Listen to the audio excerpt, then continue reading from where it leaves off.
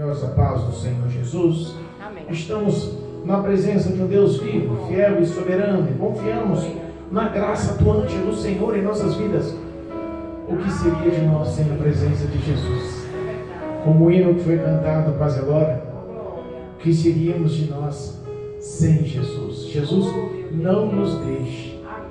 Louvado seja Deus. Amém? Deus é bom. Deus, claro, colocar no meu coração uma palavra nesse culto tão importante, nesse culto tão grandioso, nesse culto para a glória do nome do Senhor Jesus. Uma palavra que está no livro de Lucas, capítulo 5, versículo de 27 em diante. Lucas, capítulo 5, versículo 27 em diante. O tema da leitura: o chamado de Levi, ou a vocação de Mateus. Amém? Louvado seja Deus, glorificado seja o nome santo do Senhor. Amém? Deus é bom, está na casa e confiamos na tua infinita graça e poder. Amém?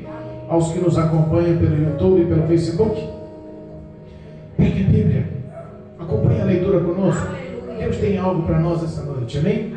Louvado seja Deus. Versículo 27 do capítulo 5 do livro de Lucas, Novo Testamento, diz assim a palavra: e depois disso saiu e viu um publicano chamado Levi assentado na recebedoria e disse-lhe: segue-me.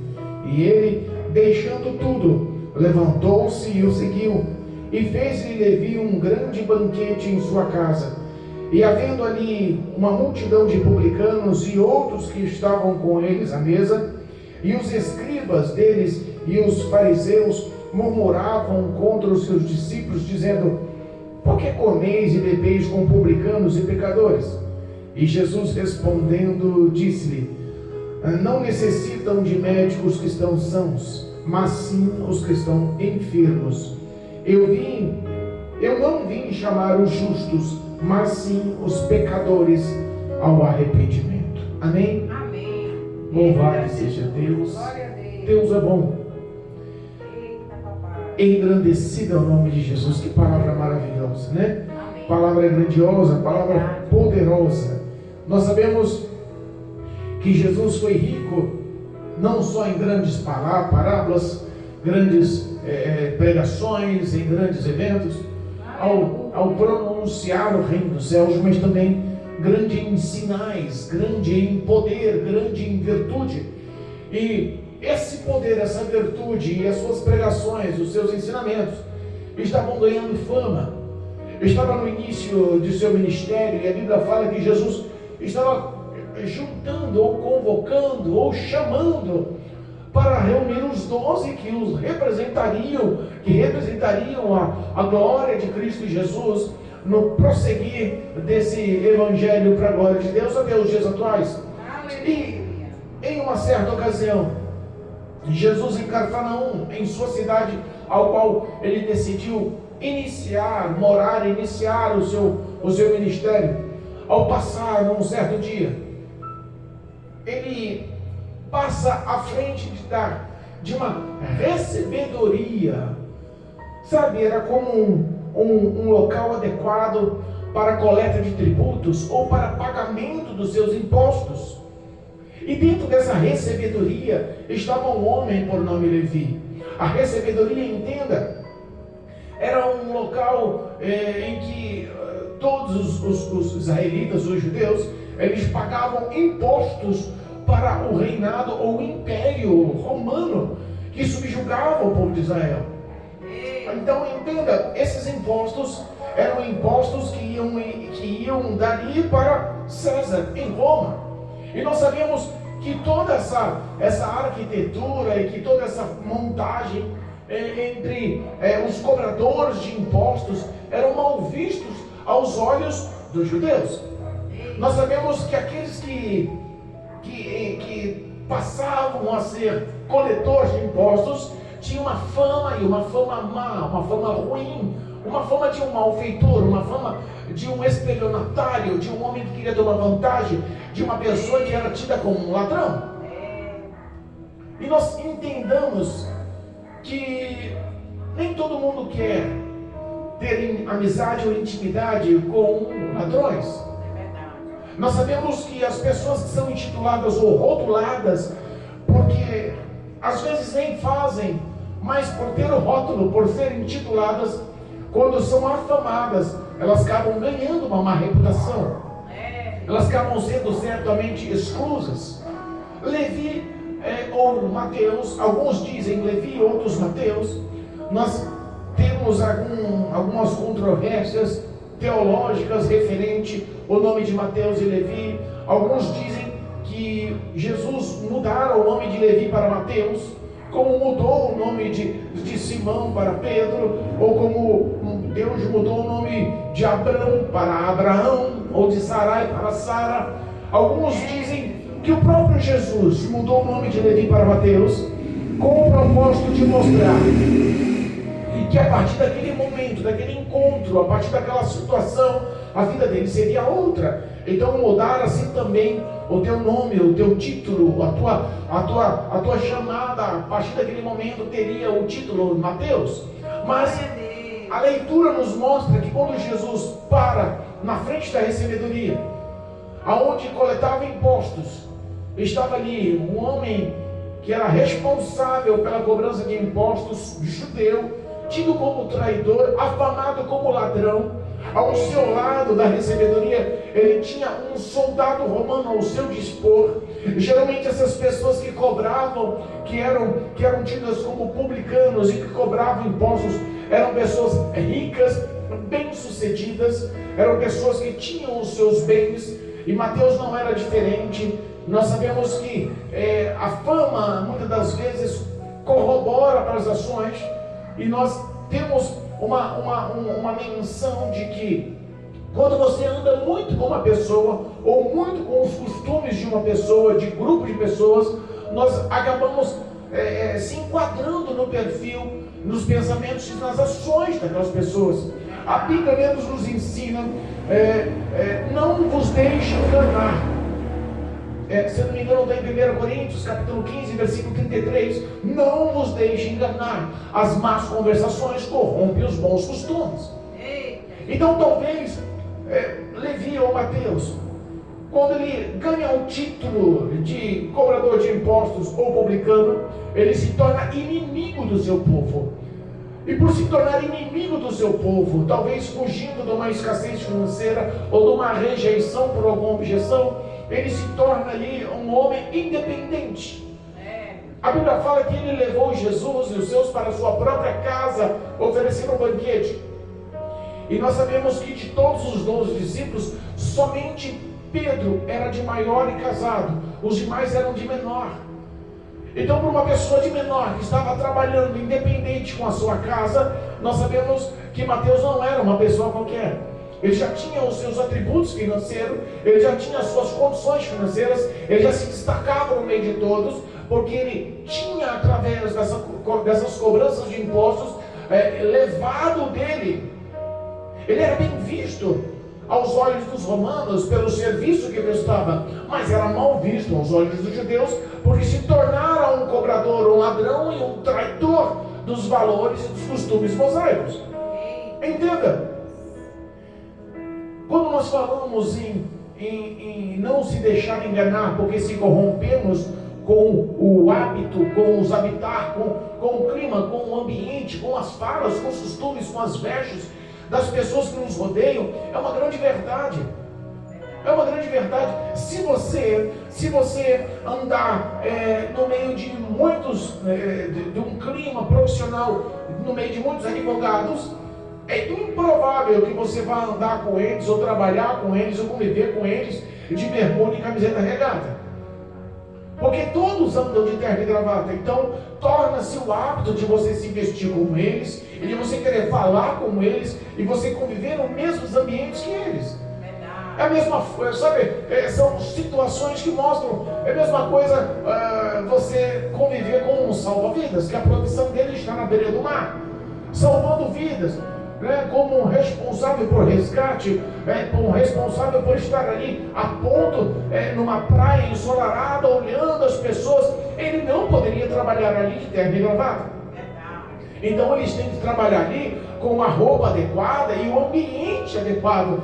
O convívio e as pessoas com quem ele conversa no trabalho ou no seu dia a dia englobam um estilo de vida diferente. Talvez Mateus tenha se envolvido com os romanos a ponto de adquirir as suas práticas e costumes. E entenda, os romanos eram pagãos. Não tinham nenhuma filiação, nenhum costume aprovado ou vívido por Deus. E nós entendamos que o que eu quero expressar é que os costumes deles eram costumes diferentes e não eram costumes aprovados por Deus. Isso não classifica que os olhos do Senhor estão em cima de todos sobre a face da terra, e que todos são chamados para a salvação, e que todos são chamados, e há poder no nome de Jesus para a transformação, libertação e salvação desse povo. Mundialmente falando, o prazer do Senhor seria que a população humana sobre a face da terra o servisse, o adorasse, o obedecesse e andasse por amor com fidelidade à sua palavra. Mas as práticas dos romanos naquela época eram práticas desagradáveis aos olhos do Senhor. Eles conheciam os costumes, mas decidiram não obedecer. E isso é o que se classifica com o caráter, ou a expectativa do caráter de Mateus. Que é um exemplo, lá no livro de Romanos, louvado seja Deus, Romanos, capítulo 1, o apóstolo Paulo nos fala, ou nos ensina mais ou menos qual era a personalidade ou os pensamentos que os romanos tinham em suas mentes para corromper os pensamentos e hábitos judeus em cima de Mateus. Romanos capítulo 1, versículo 18 diz mais ou menos assim, ó: porque o Deus do céu se manifestou a ira de Deus sobre toda a impiedade e injustiça dos homens que detêm a verdade em injustiça. Os pensamentos dos romanos, na verdade, eram ímpios e injustos. Eles queriam tomar proveito em cima do que era verdade para eles mesmos, sendo injustos. E isso acendia a ira de Deus. Se você continuar aqui, o versículo 21 do capítulo 1 de Romanos, o versículo 21 diz assim, ó: portanto, tendo conhecido a Deus, não o glorificavam como Deus, nem lhes dera graças, antes em seus discursos se desvaneceram e o seu coração insensato se obscureceu. Entenda, eles conheciam a lei Torá, eles conheciam os costumes dos judeus, eles conheciam os valores de Deus, eles conheciam as leis de Deus, mas decidiram não fazer parte disso. O seu coração os conduziu à insensatez e obscureceu. Não quiseram dar crédito às suas obras e às suas ações. Quando falamos em obscuridade, nós falamos em pessoas que agem no erro, nas ações obscuras, nas ações ocultas. Começa a fazer o que é errado pelas costas, enganando. E esse era o papel dos cobradores de impostos. Dava-se esse costume, dava-se essa ideologia, que eles estavam tomando proveito e na verdade tinham suas verdades.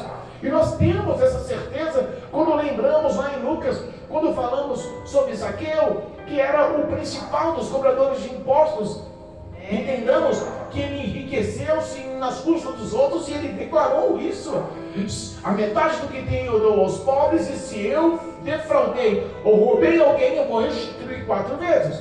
Então ele abriu esse pretexto dizendo que sim, eles tomavam proveito quando cobravam os impostos. Qual era esse proveito? Roma não declarava o que eles tinham que cobrar, e sim o que eles tinham que dar satisfação. Se passasse aquele valor e eles tomassem para si, Roma não dava satisfação. A Roma não tomava satisfação do cobrador. Então o cobrador, por exemplo, era para cobrar, por exemplo, 10 denários, para dar satisfação a Roma de 10 denários, eles cobravam 15. 5 era deles, 5 eles davam para... Entendeu? Então a corrupção era comum nesse habitar. E nós vemos que esses hábitos, apóstolo Paulo declara que era o pensamento dos romanos. Se você for mais à frente, ó, no capítulo 1 de Romanos, no versículo 25, diz assim, ó: 25, diz assim, ó: pois mudaram a verdade de Deus em mentira, e honraram e serviram mais a criatura do que o Criador, que é bendito e eternamente. Meu Deus.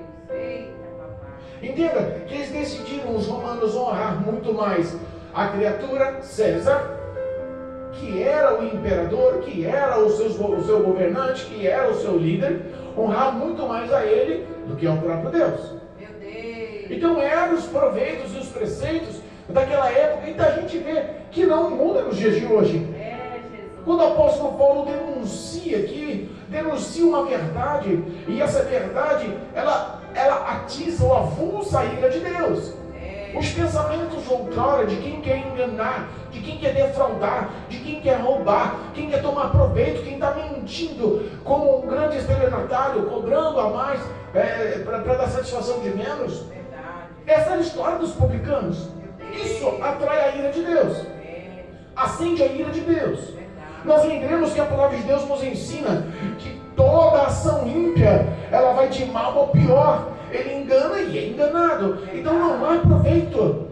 Às vezes olhamos as bem-aventuranças financeiras, as conquistas financeiras, os bens, as compras, sabe, o que a mídia expõe, e colocamos essas pessoas como prósperas e alvos da nossa meta. Quero ser igual àquela pessoa, eu quero ter igual àquela pessoa, eu quero conquistar igual àquela pessoa. Mas não é isso que atrai a verdade e que atrai o caminho do Senhor para as suas vidas. Aleluia. E Jesus, conhecendo a vida daquele homem, mas como assim, pastor? A Bíblia não fala em momento nenhum que Jesus conhecia Levi, que Jesus conhecia Mateus. Ele parou na frente da recebedoria, olhou para Mateus e falou: Mateus, vem, segue. Aleluia. Que chamado é esse? Ei. Que olhar profundo é esse de Jesus aos olhos de Mateus? Que ação poderosa é essa de um simples chamado, olhando olho no olho, falou assim: Mateus, esse segue-me.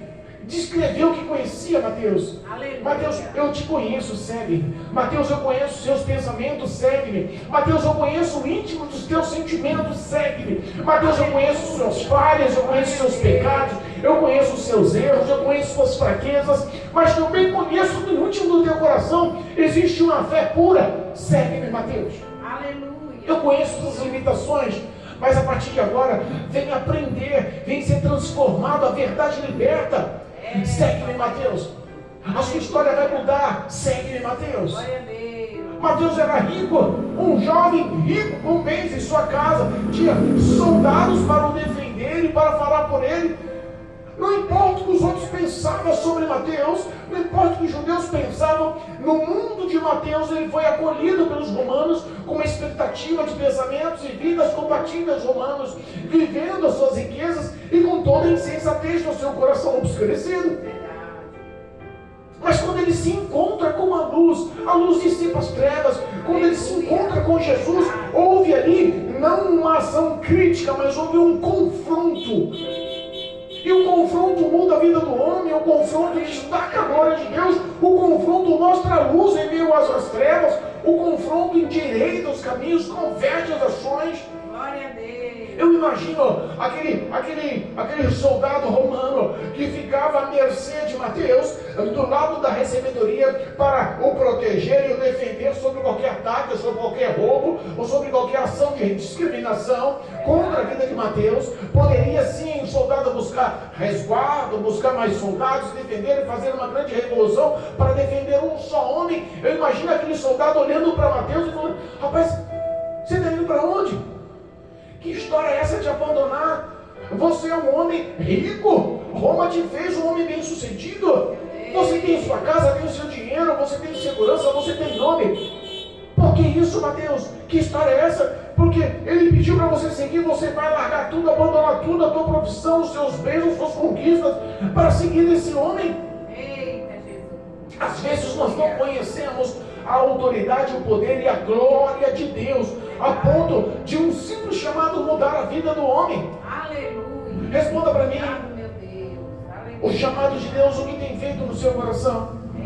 O chamado de Deus, o que tem lapidado no teu coração? O chamado de Deus, o que tem realizado no teu interior? Porque Mateus foi tocado no interior. Houve uma transformação, uma mudança de dentro para fora. Aleluia. Entenda que o lado externo era subjugado, ele era rotulado e ele não foi aceito. Mas ele não quis saber de sua aceitação, ele não quis saber dos que os outros pensavam, ele simplesmente quis seguir os caminhos de Jesus, ele quis ser discípulo de Jesus, ele quis ser um imitador de Jesus. Jesus era uma lição de vida, era um espelho de vida para ele. Quando Jesus falou, vem, Mateus diz, segue-me. Entenda uma coisa, Glória a Deus.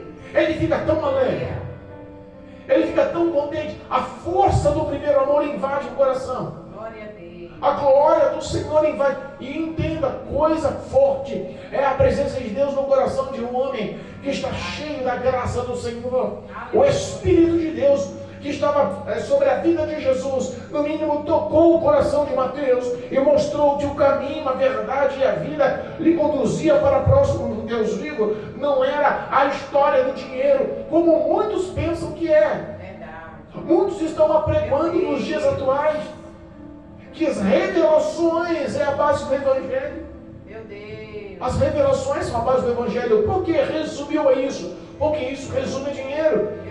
Pessoas estão procurando ser reveladas, pessoas estão procurando revelações que apalpem, que afagam o seu ego, pessoas estão procurando revelações boas, de conquistas, de prosperidade, e por isso charlatões, lobos com peles de ovelhas, estão se comunicando através das igrejas nos dias atuais, dizendo que as revelações vêm de Deus, mas para receber as revelações tem que fazer um propósito de fé, tem que depositar, tem que fazer um pix, tem que levar o dinheiro. Meu Deus.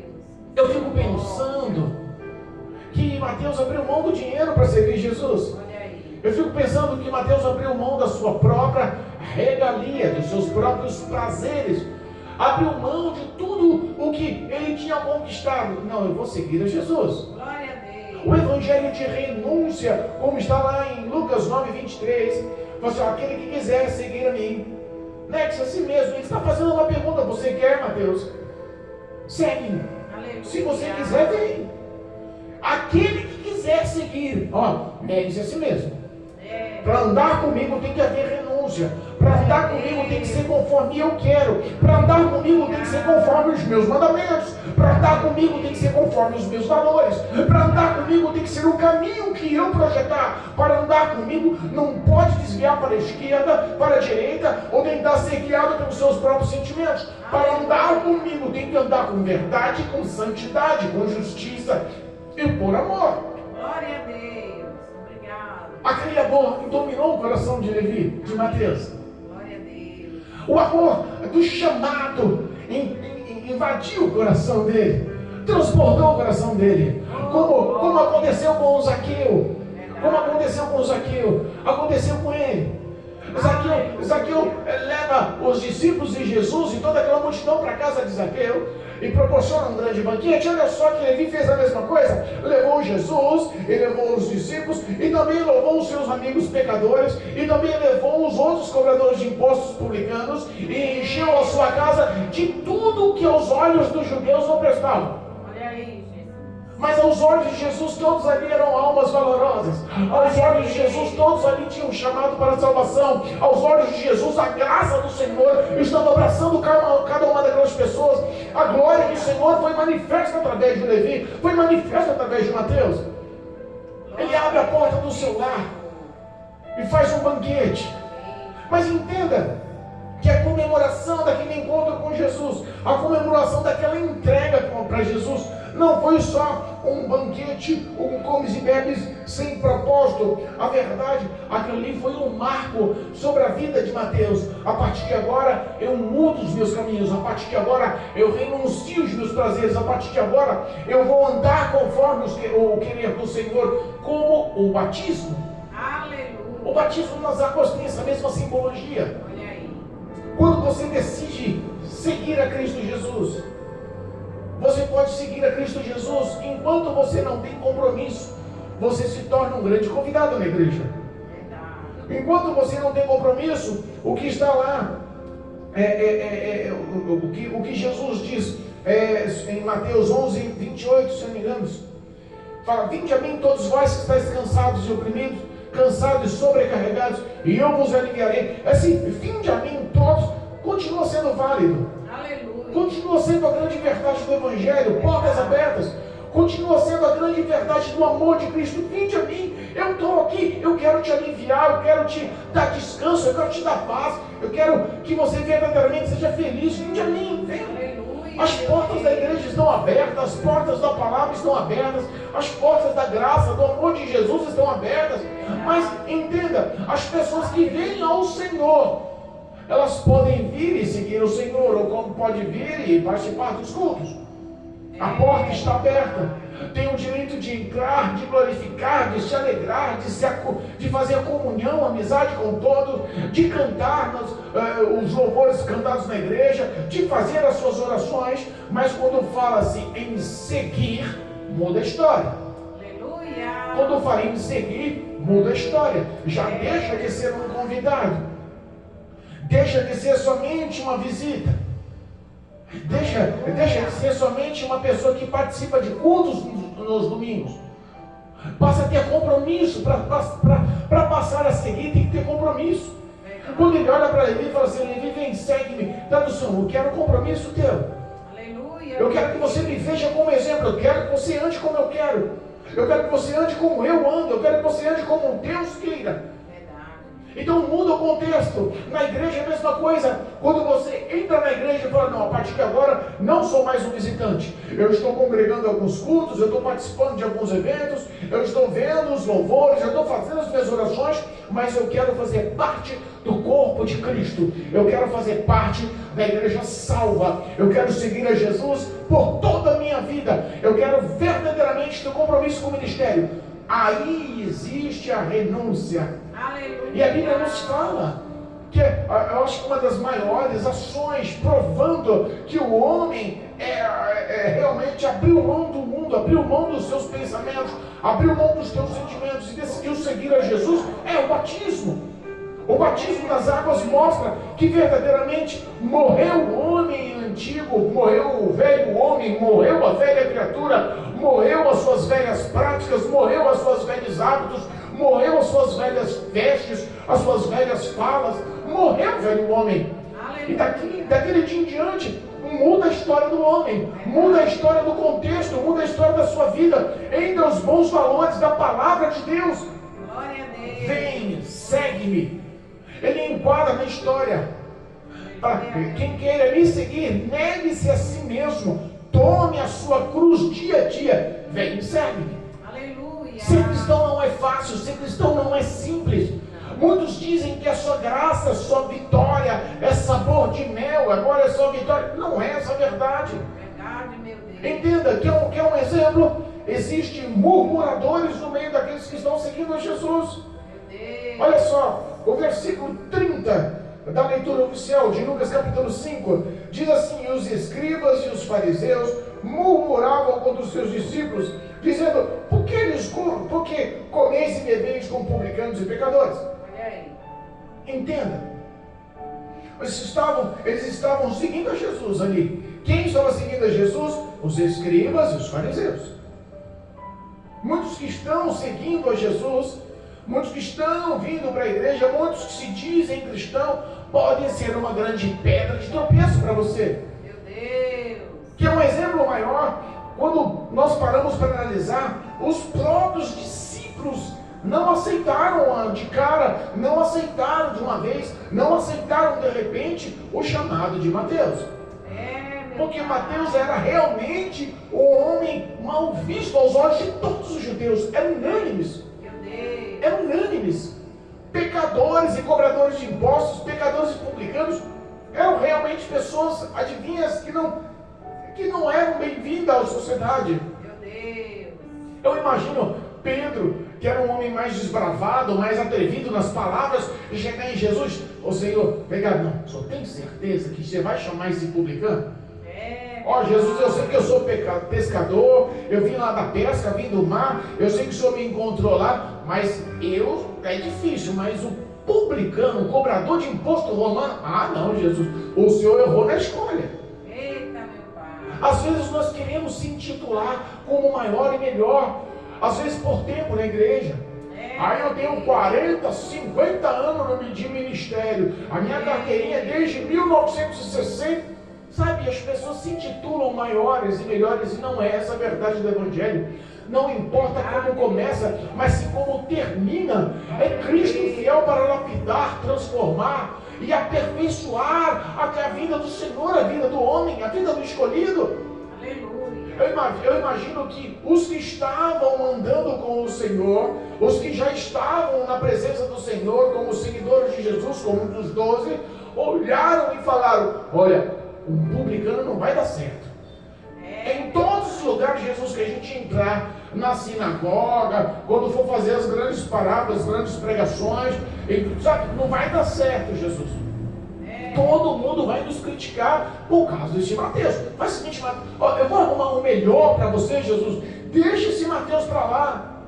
Meu pai. Porque quando os escribas e os fariseus começam a murmurar, essa murmuração enquadrava justamente nisso. Que história é essa do seu mestre? História é essa do seu rabino, de Jesus, o que você está seguindo? Parar e sentar à mesa, entrar na casa, se servir do que comer e beber com pecadores e com publicanos, cobradores de imposto romano, desses traidores, ladrões. Ah, não, tem alguma coisa errada com esse teu mestre. Tem alguma coisa errada com esse seu Jesus. Meu Deus. Porque às vezes as pessoas olham assim. Sabe que uma vez eu fui pregar a palavra no interior de São Paulo, e numa igreja grande, numa igreja até luxuosa, o seu estacionamento particular, a igreja própria, com telões, com cadeiras almofadadas e com todo luxo, uma igreja grande, de bom nome. E quando termina a pregação, acaba o culto, eu estou conversando com o pastor, e ele fala para mim: e aí, como é que é o seu ministério? Eu disse: rapaz, meu ministério é simples, meu ministério é pequeno, eu moro em uma comunidade, e ali eu prego para todo tipo de pessoa. A que houver oportunidade eu falo de Jesus, muitas das vezes dependente químico, muitas das vezes ladrão, muitas das vezes pessoas mal influentes. Ele olha e diz: esse tipo de pessoa não falo não, porque esse tipo de pessoa não quer nada com nada, eu não quero esse tipo de pessoa na minha igreja. Meu Deus. Eu olhei aquilo e me impactei e falei: mas Jesus, não encaixa com o Evangelho, não encaixa com o que Jesus nos ensina, não mostra a resposta que Jesus deu aqui aos escribas e fariseus. Repara que o versículo 30 mostra que essa murmuração e essa fala não foi diretamente para Jesus, mas foi para os discípulos que estavam com Jesus. Mas quem respondeu não foi os discípulos, quem respondeu foi o próprio Jesus. Glória a Deus. Talvez não se enquadrasse a mim responder naquela hora para aquele pastor, mas Jesus, ele veio buscar e salvar todos que haviam dos feridos. Aquele que está doente e que precisa de médico não é os sãos. Você talvez está procurando o alvo errado. Jesus Cristo, ele não veio para o justo, ele veio para o pecador mesmo. Aleluia. E se o pecador for um dependente químico, se o pecador for um ladrão, se o pecador for uma prostituta, se o pecador for um estelionatário, se o pecador, não importa. Aleluia. Tem grande valor essa alma. Verdade. E se uma alma dessa só entrar no céu, valeu o esforço de Jesus na cruz do Calvário por toda a humanidade, por todos esses milênios. Para você ver a importância da alma do homem, da mulher. Verdade. A resposta não veio dos discípulos. Jesus interrompe a conversa e o próprio Jesus responde. O próprio Jesus indaga e expõe: olha, peraí, não necessitam de médicos que estão sãos. Quem está saudável, quem está apto, quem está capaz, quem realmente se julga 100% não precisa de Jesus.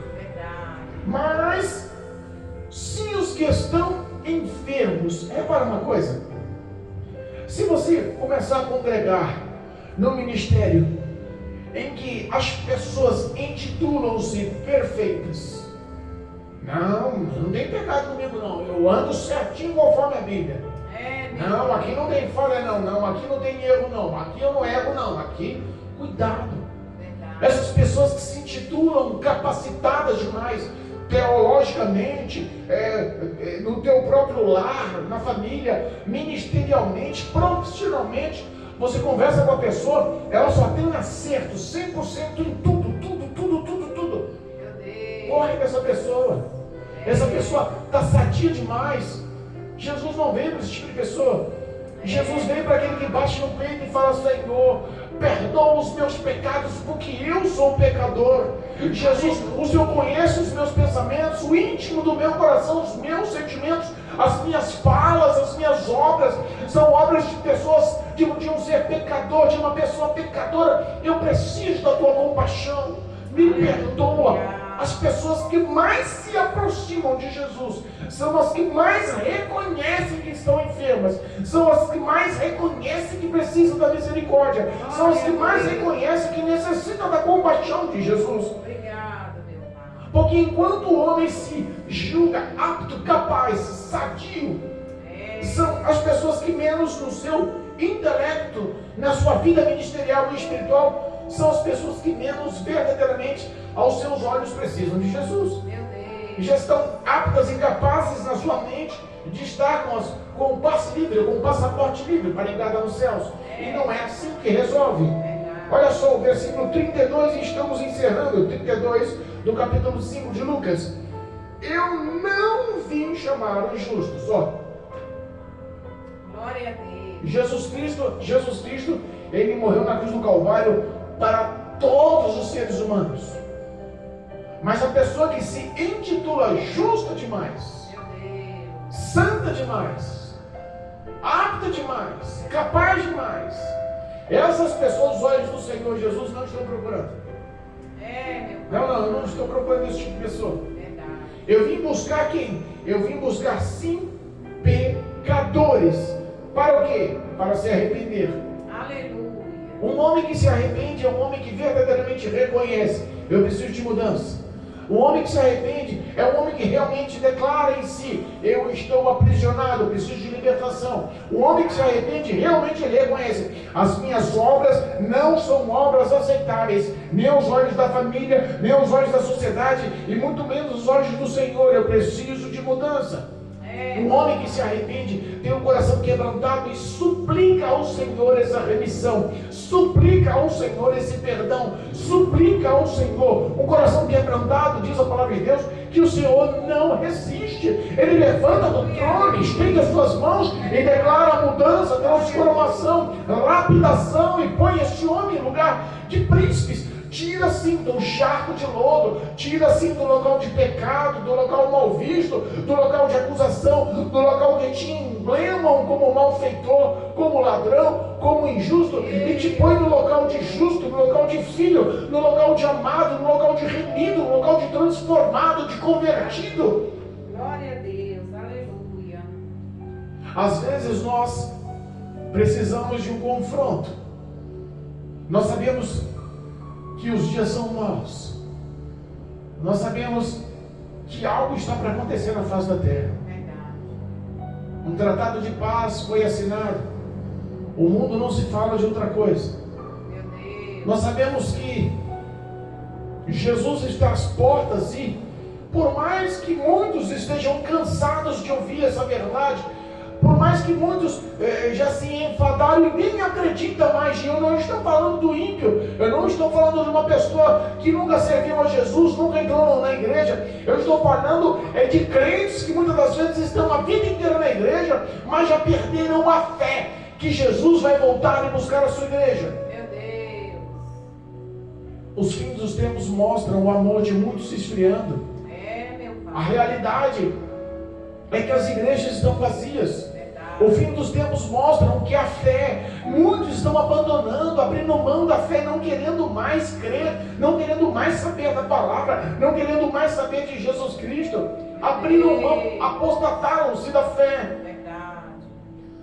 E agora nós vemos que muitos vão ser também pegos de surpresa. Meu Deus. Jesus virá como um ladrão. Pura coisa. Um ladrão, ele nunca chega avisando, ele chega de surpresa. Verdade. Muitos vão ser pegos de surpresa. Mas, Senhor, eu passei a minha vida inteira dentro da igreja, mas infelizmente não seguiu como Mateus seguiu, abrindo mão e realmente nascendo de novo. Aleluia. Estão ainda como escribas e fariseus, se intitulando justos, se intitulando melhores e murmurando: quem? Aquele pecador?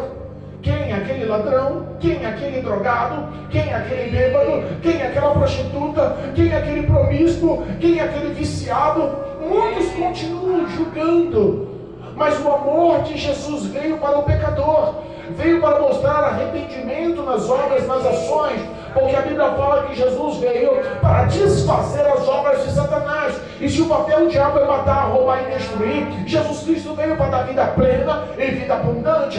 Mateus, Levi é um exemplo dessa história, que é um exemplo, a história de Jesus, o ministério de Jesus, os contos de Jesus foram contados entre todos os 12 discípulos, somente por João, que era amigo íntimo de Jesus, e Mateus. Aleluia. Marcos e Lucas não eram dos 12. Marcos e Lucas foram alcançados por Paulo, apóstolo Paulo. Foram salvos por Jesus através do apóstolo Paulo. Eles não eram dos 12. Então, quando nós vemos os 4 evangelhos que falam sobre a história, sobre o ministério de Jesus, Mateus, Marcos, Lucas e João, somente Mateus e João, como os 12, entre os 12 discípulos, é que escreveram a história da vida de Jesus. Aleluia. Olha a importância que nós temos de andar seguindo os valores do Senhor, andando conforme o querer e a vontade do Senhor. Irmãos, não sejam pegos de surpresa, tenha reserva de azeite. Lembra da história das 10 virgens? Viva a vida como se o amanhã não lhe pertence, como se Jesus fosse voltar daqui a 5 minutos. Tenha um coração aquebrantado, pedindo compaixão e misericórdia, amando, vivendo a verdade, vivendo a justiça. Tenha verdadeiramente a sua história aprovada por Deus. Viva obedecendo e praticando o que diz a palavra de Deus. Eu sei que é uma luta espiritual, eu sei que a carne grita, eu sei que o diabo tenta constantemente com os dados inflamados, mas nós estamos revestidos com a armadura de Deus, temos o nosso intercessor, o Espírito de Deus, que mora em nosso coração, e vivemos em busca da santidade e da verdade, com o único propósito de levar o poder vivo dessa palavra, que salva a vida do pecador e conduz o homem aos céus. Glória a Deus. Precisamos desse amor, Santo, santo. precisamos dessa verdade. Verdade, meu Pai. Jesus te ama. O amor do Senhor é diferente do que os olhos humanos veem. Verdade. Em nome de Jesus, creia Glória a Deus. que Ele te enxerga de uma forma diferente. Amém. Eu creio. Que a graça do Senhor possa te alcançar e que o nome de Jesus seja glorificado através do teu testemunho de vida, em nome do Senhor. Amém? Amém. Louvado Glória seja a Deus. Deus. Glorificado e bendito é o nome santo do Senhor.